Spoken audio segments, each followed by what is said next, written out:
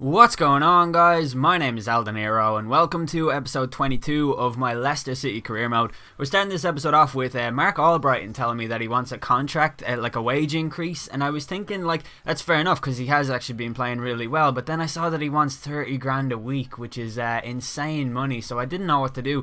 He does have a pretty good value though at 3.2 million, and I think I don't know, I'm not going to offer him a contract just yet because I think it's a lot of money to sacrifice when we could need to strengthen in January with other players. So I don't really know what to do, but if we get an offer for him in January, I would be willing to accept it because it'd be around 3.2 million and I think we could strengthen significantly with that cash.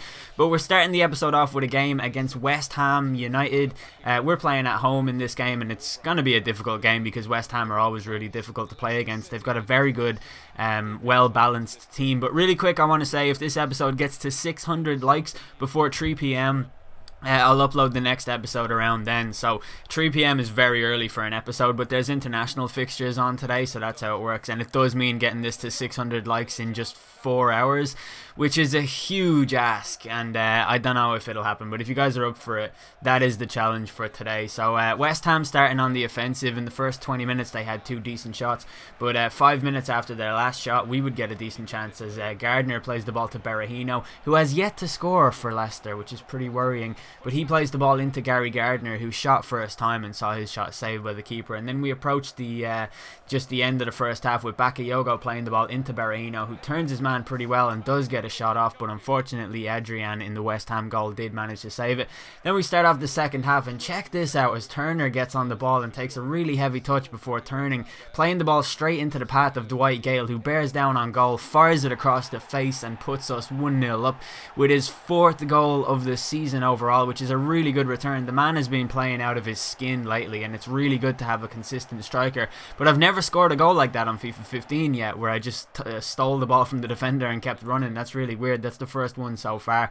And 20 minutes later West Ham would strike back with Koyate on the ball playing it into Nzonzi, who finds Nolan unmarked in the middle and he puts it into the back of the net to make it 1-1, which was a little bit frustrating, but it was a very, very closed and narrow game, and I think that's just because of the style that West Ham are supposed to be playing in the game. I'm not really sure how it works, but in the 77th minute a really good strike from Gardner was saved by the keeper, and the ball was put back in towards the edge of the area with Zaha retrieving it on the right hand side as he moves in more central, goes for the shot, doesn't get anywhere, and then Schlupp gets the rebound and his shot went wide, unfortunately. But we end with a 1-1 draw at home to West Ham, which I think, you know, last season that would have been a really good result because I think they beat us last season, but this season we're playing a lot better and I actually think that's a bit of a bad result. I think we could have done better. But our next game is away from home against Villa, who absolutely demolished us last season. They won 3-0, but they were just way better than that scoreline suggested. You know, we couldn't do anything going forward against them. We had to go on all-out attack, which ruined our entire play, and they're very, very good on the counter. They're very pacey and they've got a very good balanced team, as West Ham do. But we have a few Villa players in our team and I was hoping that that would go in our favour, but in the 16th minute Fabian Delph is trying to get the ball in and I tried so hard to stop him from doing it, but I couldn't, and Andreas Weimann inside the box headers it into the back of the net to put the host 1-0 up, which immediately put us on the back foot. It felt like from here we had to climb some kind of a mountain if we were to get anything out of the game because of how difficult it was against Villa last season, and like the fact that it took up to half an hour for us to get our first real chance of the game just symbolises how difficult of a match this was. But Scott Sinclair on the right hand side of the pitch, he plays it back to Wilfried Zaha, who does move forward and evade the challenge of Delph pretty well before finding Sinclair, who plays it into Dwight Gale, who picks the ball up and treads it in towards Gary Gardner, the former Villa player, who goes close, hitting the post, and then the ball gets cleared away by the Villa defence, which was a shame. But Villa came forward a few minutes later with Weimann on the ball playing it into Benteke, but thankfully the big Belgian striker managed to put his shot wide, and 4 minutes later we came forward with Wilfried Zaha on the ball taking on Ali Sissoko. He does well to get the ball after the challenge and keep it in play before crossing it into Dwight Gale, whose header smashes off the post, and we've hit either side of the post in this game, which is really frustrating. And then we come forward into the second half with Abner on the ball coming forward. Abner's really good, by the way. He plays the ball into Dwight Gale, who looks up, and unfortunately the big man's shot went wide with his left foot. I don't know why it wasn't on target from there, but in the 60th minute we got a free kick which Gardner took. It struck the wall and went over for a corner kick off Brian Ruiz, and Gary Gardner comes across to take the corner kick itself. He swings it into the area towards Scott Sinclair, who doesn't make it to it, but the rebound falls to Abner, who fires it into the back of the net to equalise for us as the Brazilian left back picks up his first goal in a Leicester jersey, the man on loan from Real Madrid, who I really would like to actually keep at the club. He's only 66 rated, I think, and a couple of people were telling me not to sign him because he's no good, but he's been awesome for me so far. He really has. A significant improvement on Bakayoko as well. But Villa were enraged after conceding that goal, and they came forward immediately with Nzogbia playing the ball into Ashley Westwood, whose shot strikes off the post, hits the crossbar, and then gets put into the back of the net by Brian Ruiz. It didn't hit the post, sorry, it hit off Kasper Schmeichel. But this was an incredibly frustrating goal to concede. Like, look how stupid this is. Just punch it, keeper. Like, keepers are so overpowered coming out from corners and things like that. But we brought Schlupp on immediately after, and Zaha receives the throw-in from the Villa player, which was so bad. And the ball gets played into Jeffrey Schlupp, who scores immediately after coming on with an amazing volley that any sane, rational goalkeeper would have kept out of the net. But for some reason, Shea Given is absolutely awesome or awful. And I've just fucked that entire sentence up, haven't I? Shea Given is awful on this game. And it was because of him that we got another goal. And Villa did come forward within the final few minutes of the game, trying to get that all-important winner. And they were going on an all-out attack at times as well, which was really strange. But they really thought that they were worth the win. And Jeffrey Schlupp comes forward for us in the 90th minute, inside stoppage time. He looks up inside the box. Dwight Gale is there. And the Englishman heads it into the back of the net to put us into the lead, coming from 2-1 down, which was just such an unbelievable turn of events considering how difficult this entire game was, especially the first half. It was so difficult to play, I can't stress that enough. And we end up walking away from Villa Park with one of our best ever victories since we've taken over Leicester. I don't think that that's anything that can be disputed. Our game against Stoke was probably my favourite victory, but that one is definitely up there. And our next game is against Swansea City, who we actually beat at the end of last season at the King Power Stadium.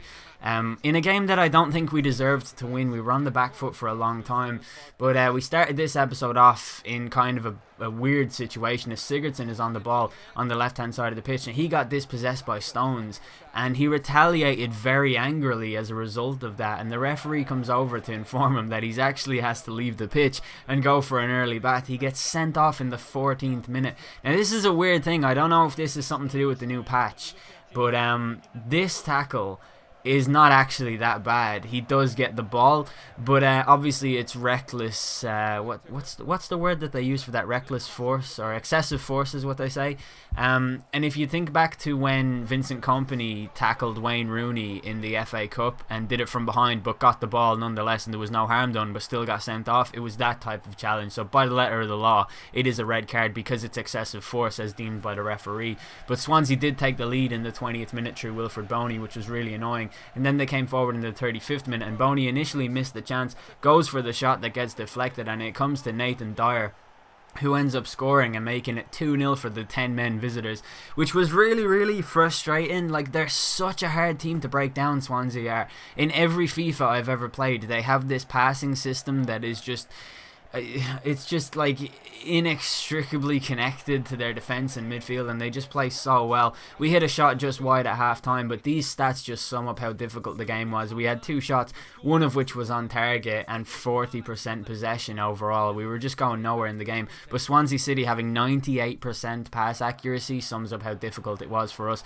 The second half started with Swansea continuing on the front foot, with Boney's shot being saved well by the goalkeeper, but just before the hour mark, or just around the hour mark, we did something in the game as Abner comes forward. We signal some kind of intent with Dwight Gale picking the ball up just on the, well, towards the edge of the area. He plays it into Gary Gardner, who plays a lovely 1-2 with Mark Albrighton, and the 2 former Villa players combine to score a goal for us, pull a goal back and try and get some kind of momentum going that we can build on. But Swansea came forward again as well.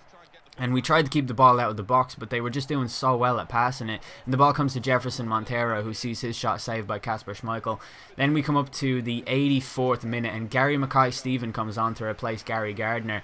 And this was like, you know, we had to throw everything forward. But Schlupp's cross finds Mackay-Steven in the box, who scores with his first touch of the game to get us that all-important equaliser. And I was absolutely delighted at this point. Swansea City from kickoff tried to retain possession, but they were dispossessed by John Stones in midfield as a result of our all-out attacking formation. And Jeffrey Schlupp gets put in on goal 2 minutes later. He fires us into the lead, and from 2-0 down with 40% possession on the receiving end of a team with 98% pass accuracy, we managed to win the game within the last 2 minutes. And I said earlier, like, oh, I think the Villa game is my best win, maybe the Stoke game, but this game was unbelievable. I know they only had 10 men, but what really interested me about this game was the tactical approach of the AI. They were initially on a sort of controlling type of game where they would just pass it round, dominate the midfield and do all things of that nature, and eventually they parked the bus when they went 2-0 up. We went all out attack. And as a result of that, we got what we wanted, which was the 3 points, which is a brilliant 3 points as well, playing against a team that good. But we'll take a look at the league table in the next episode, and I think we've got a squad report coming up as well. So hopefully you guys are looking forward to that. Hopefully you guys enjoyed this episode as well. If you did, please do leave a like. That would be absolutely awesome. If this hits 600 likes before 3 p.m, there'll be another episode around then. I've been El Dinero. Thanks for watching.